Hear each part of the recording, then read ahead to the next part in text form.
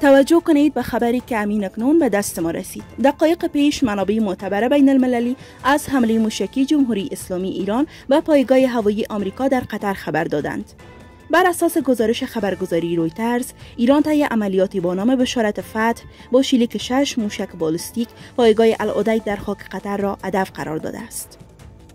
صدای انفجارهای پیاپی در شهر دوحه شنیده شده و قطر حریم هوایی خود را موقتا بسته است. منابع محلی نیز از فعال شدن آژیرهای هشدار و پرواز گسترده جنگنده‌ها بر فراز منطقه خبر دادند. تا کنون از میزان تلفات یا خسارات گزارش دقیق منتشر نشده، اما پنتاگون در حال بررسی فوری وضعیت می باشد. این حمله در پاسخ به عملیات اخیر آمریکا علیه تاسیسات نظامی ایران انجام شده و می تواند آغازگر مرحله تازه از درگیری های منطقه باشد. جزئیات تکمیلی متعاقباً منتشر خواهد شد.